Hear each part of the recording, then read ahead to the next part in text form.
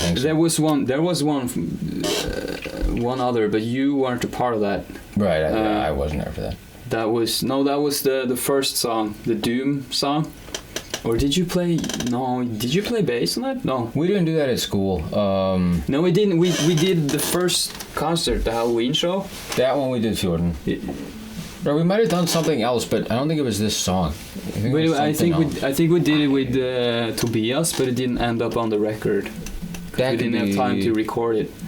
That could be true, yeah. Yeah, but that was. All right, so yeah, that's Fjorden, and then there's this other song that's not recorded, and it's barely played for anyone before. It's never played publicly. Yeah. Which is Full of Hope. Which I have to call it a new song, because in a sense it is a new song, but to me it's the first actual song that I ever wrote. Yeah. So to me it's not a new song at all, and I wrote the lyrics when I was 13 or 14, I think. Yeah.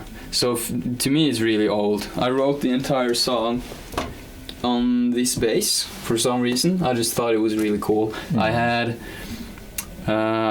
like super fuzzy tone on the bass, so it was like super stoner doom kind of sound. And I didn't really know what doom metal was. Yeah, even playing what you felt then. Yeah, it just sounded really cool. And the lyrics I wrote falling asleep when I was 14. Yeah. And when you're so young that you start to understand the like politics and you think you do. Yeah, you think you do, exactly. You think you start to understand stuff, and you're like super that's like the first reality check you experience in life. Yeah, that was kind of what was going on, and I was like super angry and depressed or whatever. So yeah, that's a scarily depressive song. I hope my kids don't write stuff like that when they're that young.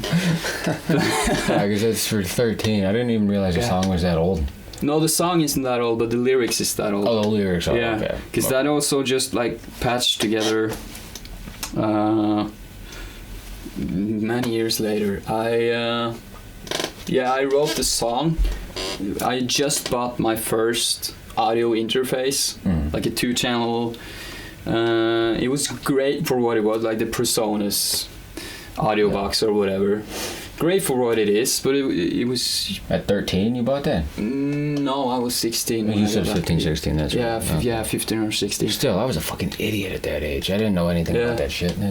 No, but now it's so, it's so easily accessible, Well, but now, it took it took some time until I realized that I could just plug something in I can do this myself, that I can record my own shit. But I didn't have any drummer or drum machines or any idea of how to do that. So I downloaded an app on my phone, which was called like Drum Loops or whatever, and it had drum loops. There you go. And like 50 of them. Yeah. But it was really terrible. Obviously, it was just like in the beginning of apps being something at all. So it was. I just took in a jack from my phone into the audio interface and recorded this drum loop that was every fourth beat, like every time it started over, it was like 2 milliseconds late or even more. But it was just enough that I didn't care. I cared, of course, but I didn't work just to have. Yeah, I didn't bother making a problem out of it. I just wanted to make a song, so I just so I wrote the song. I will see if I maybe have the original recording of it. So it was only bass and an app on my phone and a drum app. Yeah, which was late every fourth beat. And I was doing this whisper growly thing in my little dorm room. But yeah, that was like the first actual song that I wrote. So I'm really excited to show that because I think it's really cool. It's not something. It's probably not something I would write now. So I'm really glad I did. Yeah. Yeah, you know that I kind of finished it. Now it's established. Yeah, now I'm such a different place. Writing songs. I think I'm much smarter writing songs, you know, because that's very slow and it's very laid back. No. Which is awesome, but it's really hard to write songs like that, because writing a song takes it can take several years, and you have to get it done before you hate it, and then you have to practice it before you hate it again. Yeah. So and then you end up loving it, and then you hate it the next day, and then you love it again, and that's just the life of a musician. Yeah. At that point. So. Yeah. Don't know how many riffs we've written, you've written, I've written, where you play it, you come up with it on the spot, and then, it's fucking awesome. You wake up the next morning and play it, and you're like, that sucks, I'm terrible, why don't I even fucking do this? And then you play it again the day after, and you're like, this fucking kills. So that's just the life.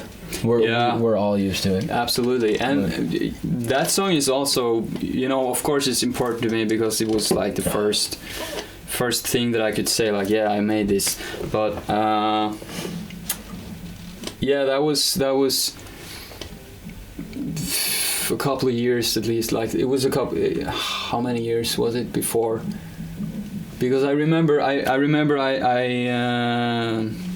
sent it in some group, or I just shared it with the class at Buskerud Folkehøgskole. Right.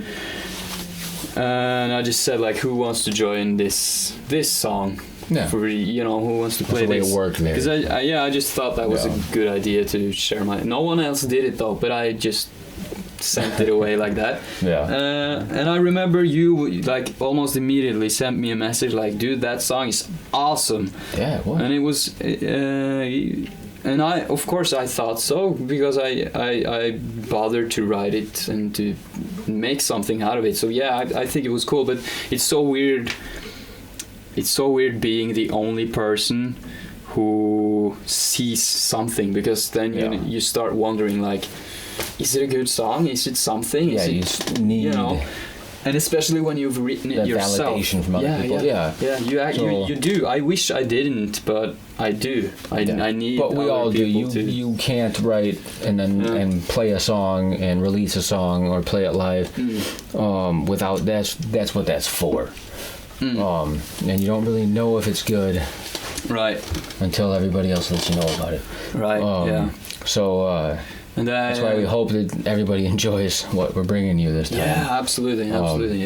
That's a big one, of course. Yeah, and there'll be more, but this is just the first of. There will be many more for this project. And hopefully this goddamn pandemic shit calms down a little bit in the near future, so we can actually play to a crowd. Yeah, not just nice. To the basement, although it's very nice here in the studio. It is pretty cool. It's very nice here at all studios, Drammen. Right. It's a nice place. Yeah. But it is not the same as playing for a sweaty, half-drunk crowd. Because that's what it's all about, else. Man. Yeah. I have not experienced that a lot, but it's so awesome. That's what it's all about. Everything makes sense when you stand on that stage and play. Yeah. Things just wait. Fall together. It's gonna get better. Yeah. For us, for everyone, it's gonna get better. It's gonna get better. Yeah. It's gonna get back to normal, and we can keep kicking ass. Definitely. But that was that Full of Hope song. At first, it was called To Sleep, because it's when it's called Full of Hope, it kind of sounds like an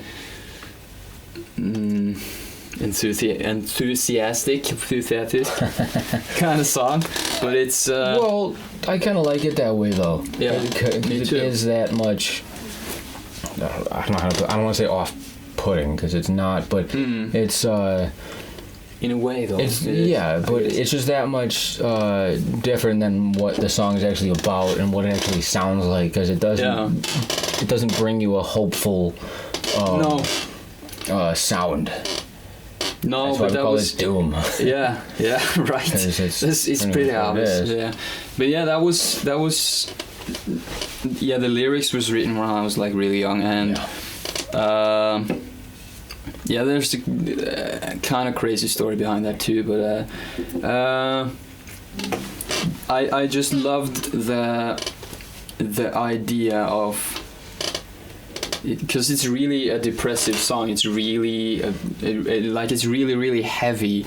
It is. Not just in the musical way, but it's a heavy piece of but whatever. It's a heavy piece. It's heavy in every sort of sense of the word. It's not the only thing it's not is one of those heavy metal songs that's just all about look how heavy we are, look how badass we are. That's not what the song's about. No, not at all. And that's not what the sound is. The sound is just real.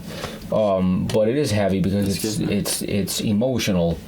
And that's what that comes from, and that's where all music should come from anyway. Exactly. So I'm also very excited to play that one live.